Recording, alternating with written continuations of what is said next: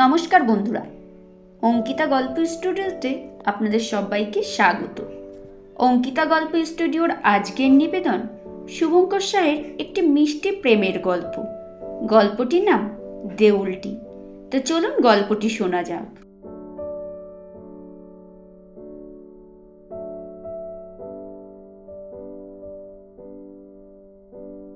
High, on আছেন? হ্যাঁ, আছি। আপনি যে বললেন আজ শরৎবাবুর বাড়ি আসবেন, এসেছেন কি? আসিনি এখনো, তবে আসছি। আসছেন কখন? এই তো হাইওয়ে ছেড়ে সবে দেউলটির রাস্তা নিলাম। তাহলে দেখা করব আপনার সাথে। আপনিও এসেছেন নাকি? আমার বাড়ি এইখানেই। কই, আগে বলেননি তো? বাড়িতে চলে যাব সেই ভয়ে বুঝি? আপনি বাড়িতে এলে তো আমাদের বাড়ির গৌরব এমনিই বেড়ে যাবে। এত বড় লেখক যে। গৌরবান্বিত তো আপনারা অনেক আগে থেকেই। শরৎচন্দ্রের ভূমিতে বাস আপনাদের। আর আমি মোটেও বড় লেখক না, বরং অনেক ক্ষুদ্র। সে আপনি যাই বলেন না কেন, আপনার লেখা কত মানুষ পড়ছে বর্তমান দিনে। এই সবই আপনাদের ভালোবাসা থেকে প্রাপ্তি। বেশ, বাড়িতে আসবেন তাহলে, নিমন্ত্রণ করলাম। এই তো অতিথি বানিয়ে দিলেন। আত্মীয়তা গড়ার সাহস দেননি এখনো, তাই। আচ্ছা বেশ, বাড়িতে তো আসতে পারবো না, সাথে সঙ্গী সাথীরা আছে, তবে আসবো, নিশ্চয় দেখা হবে। আসুন। ঘড়িতে তখন 3:35 বাজে। শরৎবাবুর বাড়ির পাশ দিয়েই বয়ে গেছে রূপনারায়ণ নদী। শীতের দুপুরে ফিকে সোনালি আভায় রূপনারায়ণের শোভা যেন মোহিত হয়ে পড়েছি তখন। আচমকা ফোনের ঘণ্টিটা টুং টুং করে দুবার বেজে উঠতেই আমি ফোনের স্ক্রিনে চোখ রাখতেই দেখি শ্যামাঙ্গীর মেসেজ। এসে পড়েছেন কি? হ্যাঁ, 15 মিনিট হতে চলল। বলেননি তাহলে? রূপনারায়ণের রূপে নিজেকে হারিয়ে ফেলেছি। তাই বুঝি? হ্যাঁ, আপনি ভীষণ লাকি।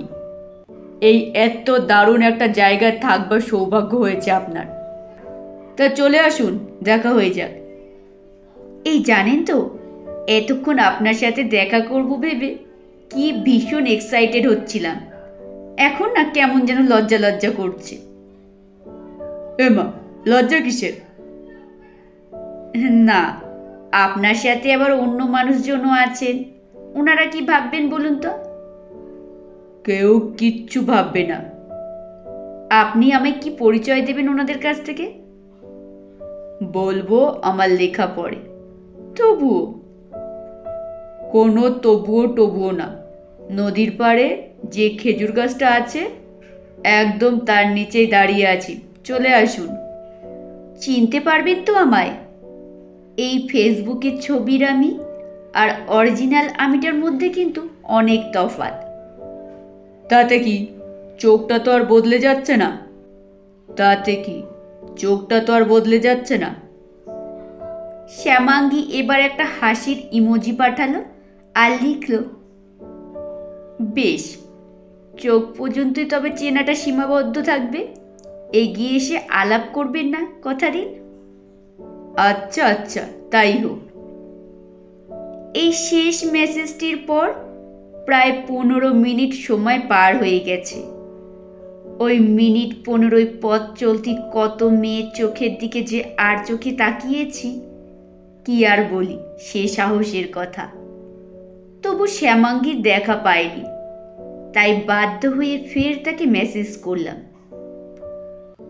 আর কতক্ষণ?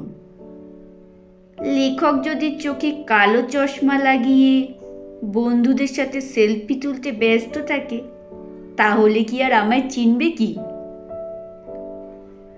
আপনি এসে গেছেন 7 মিনিট আগে। হতেই পারে না, আমার চোখ এতটা মিস করে যাবে?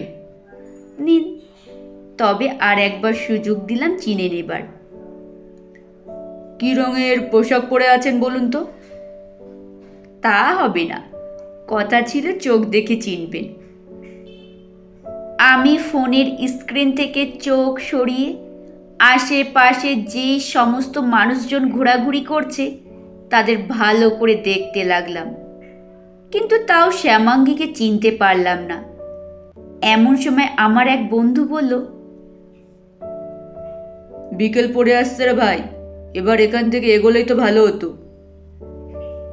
তার কথায় সম্মতি দিয়ে বাকিদের সাথে আমি 1 পা 2 পা করে ফেরার পথে এগোতে শুরু করলাম, কিন্তু আমার অনুসন্ধিৎস চোখেরা এদিক ওদিক বারবার ফিরে তাকাচ্ছিল শ্যামাঙ্গীকে খুঁজে পেতে।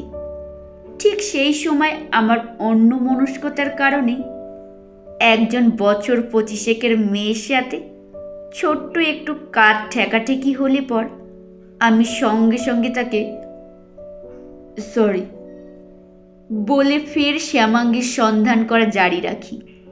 তবুও তাকে খুঁজে না পেয়ে শেষমেশ আবার মেসেজ করতে বাধ্য হই। সরি, আপনাকে এত ভিড়ের মধ্যে চিনতে পারছি না। এমন হন্যে হয়ে খুঁজছেন যে আপনাকে নিজে থেকে ধরা দিলাম, তাও চিনতে পারলেন না?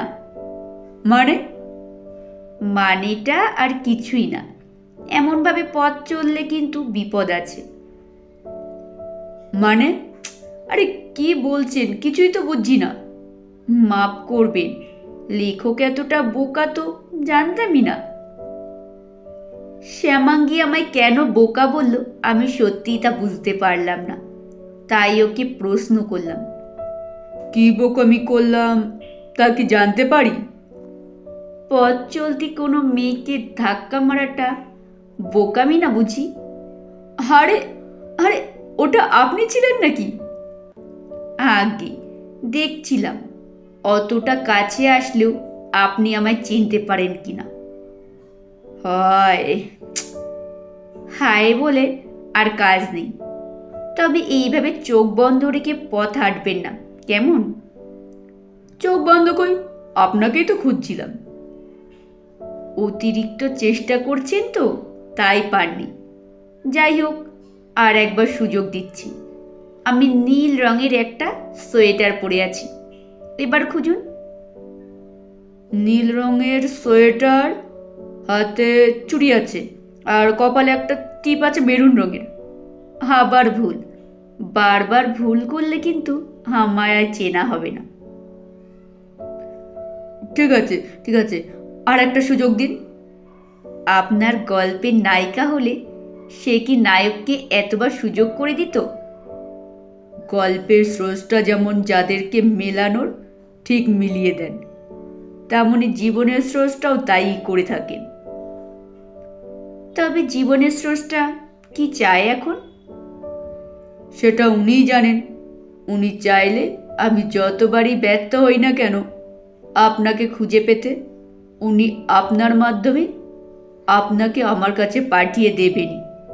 আর যদি না চান তো বারবার আপনি সামনে এলেও আমাদের পরিচয় আর হবে না। বেশ, তবে দেখা যাক আমাদের আলাপ হয় কিনা। বেশ। আমিও আমার বন্ধুরা রূপনারায়ণের তীর ছেড়ে শরৎচন্দ্রের বাসগৃহে গিয়ে উঠলাম। যাকে জীবনের গুরু মনে করি তার ভিটেই দাঁড়িয়ে অন্তরের অবস্থা যে তখন কি তার শব্দে ব্যাখ্যা করার ক্ষমতা আমার ছিল না। সে যে ঈশ্বরের মন্দির, নিজের অজান্তেই মাথা নত হয়ে গেল চৌকাঠে। নিচের তলার ঘরগুলো ঘুরে ঘুরে দেখবার পর ওপর তলায় উঠলাম। দোতলার বারান্দাটা দেখেই লোভ হলো। এমন একটা বারান্দার ভীষণ ইচ্ছে আমার বহুদিনের, কিন্তু এত সাধারণ মানুষের আনাগোনা চলছে, তখন যে একটা নিজস্বী নেব তারও ঠিকমতো সুযোগ নেই। তাও একটা ছবি তো আমায় নিতেই হবে। কি জানি আমার মনের কথাটা আমার বন্ধু শুনতে পেরেছিল কিনা।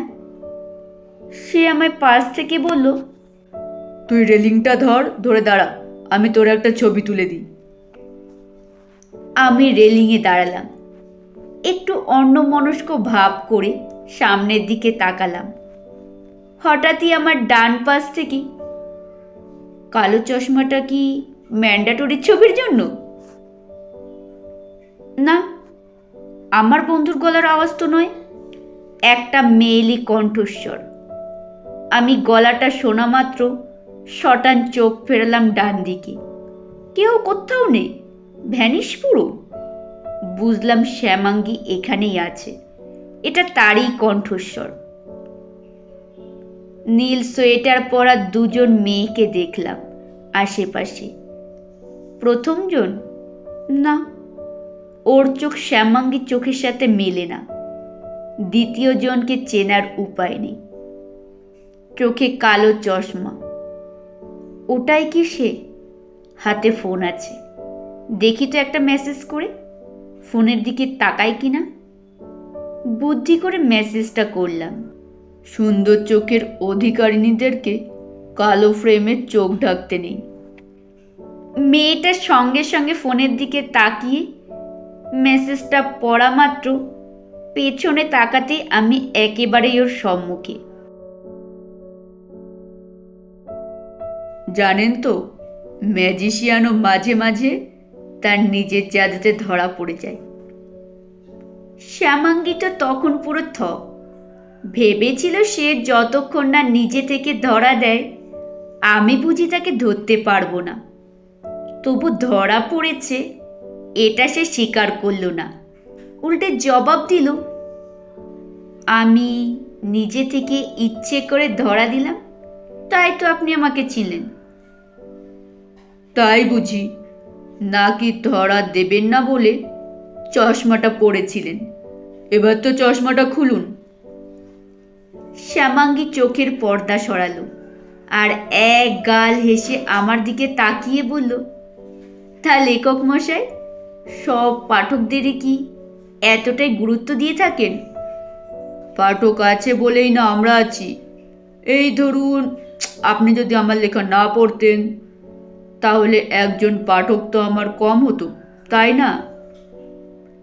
লেখার মতো কথাও বেশ গুছিয়েই বলেন দেখছি। হয়তো।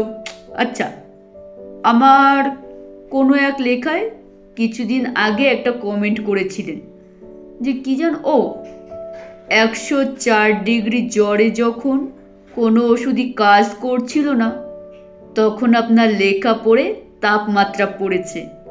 তা অসুখ কি এখন সেরেছে? আমি যে মেয়ে মানুষ, মেয়ে মানুষদের কি কখনো অসুখ হয় না, সে মরে? বাহ, বেশ বললেন তো কথাটা।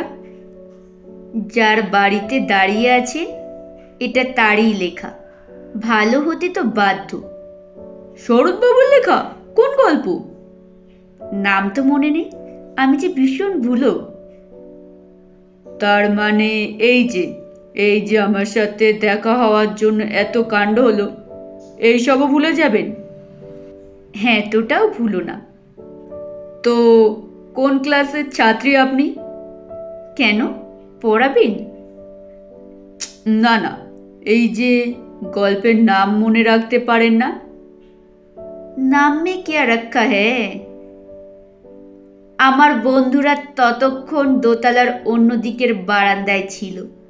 তারা এইদিকে আসতে দেখে আমি শ্যামাঙ্গীকে বললাম, চলুন আমার বন্ধুদের সাথে আলাপ করিয়ে দিই। না না, থাক, আপনিই বরং এইবার অপরিচিত হয়ে যান। কথাটা বলে শ্যামাঙ্গী আমার থেকে দূরে সরে গেল। আমি তাও তার দিকে লক্ষ্য রাখলাম। আমার বন্ধুরা আমার কাছে এসে বলল, আরে কি করছিল এদিকে এতক্ষণ? ওই দিক থেকে ভিউটা আরো সুন্দর। তাই? কই দেখি, চল। আমাদের হয়ে গেছে, এবার তো বাড়ি ফিরতে হবে। আমরা বরং এখানে কটা ছবি তুলি, তুই চট করে দেখে আয়, যা। যেই না বলা আমি চট জলদি বারান্দার অপর প্রান্তের দিকে এগিয়ে গেলাম। আমার না সত্যি বলতে কি যে হয়েছিল জানি না, শ্যামাঙ্গীর সাথে আর কিছুটা সময় কাটাতে খুব ইচ্ছে করছিল। অন্য প্রান্তের বারান্দায় যেতেই দেখি শ্যামাঙ্গী যেন অপেক্ষা করছিল আমি ফিরে আসব এটা জেনে। কি ব্যাপার, আমার জন্যই অপেক্ষা করছিলেন বুঝি? না তো, চোখের ভাষা কিন্তু তাই বলছে। লেখক মানুষ, মনে হতেই পারে। তা বন্ধুদের ছেড়ে চলে এলেন যে বড়? এদিকটা দেখা হয়নি তো তাই। চোখের ভাষা কিন্তু অন্য কথা বলছে। তা আপনি তো লেখক মানুষ না, আপনার কেন এমন মনে হচ্ছে? ষষ্ঠ ইন্দ্রিয় বলছে। আপনার ষষ্ঠ ইন্দ্রিয় বুঝি কথা বলে? আপনারটার মতো অত বলে না। কি করে জানলেন আমারটা বলে? যেমন করে মেঘ দেখলে বোঝা যায় বৃষ্টি হবে কি না। বাহ, বেশ উপমা।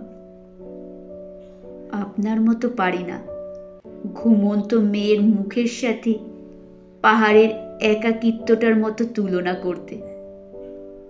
ওটার এমন কি?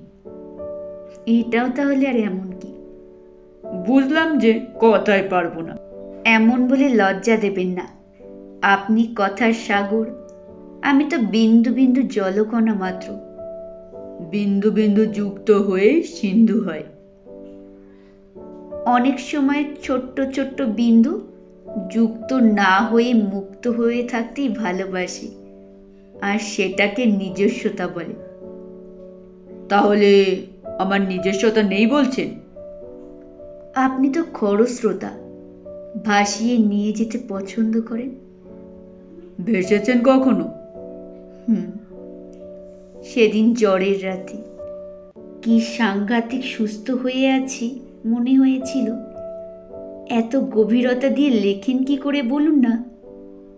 তার আগে বলুন, আপনি এত গভীরভাবে তাকান কেন? সে আপনার দেখার ভুল। হতেই পারে না। এতটা আত্মবিশ্বাস? না, একটু অহংকারী। সেটা কেমন? গভীরতা আর শূন্যতার তফাৎ করতে জানি বলে। এত কঠিন তো আপনি ছিলেন না এতক্ষণ। যতক্ষণ দূর থেকে দেখবেন আমায়, ততক্ষণ সহজ বলেই মনে হবে। দূরত্ব একবার কমাতে শুরু করলে আমি শক্ত প্রশ্নের মতো হয়ে যাই।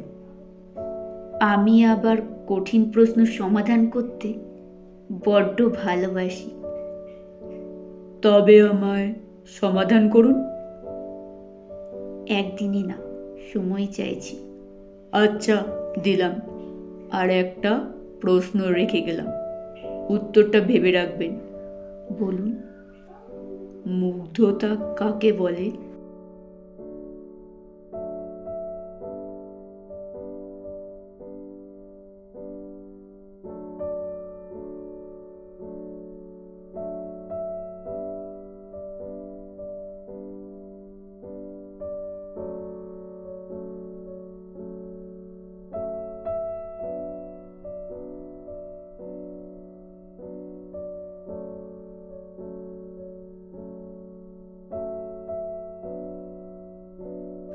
নমস্কার বন্ধুরা, শেষ হলো গল্প পাঠ। কেমন হলো অবশ্যই কমেন্টে জানাবেন।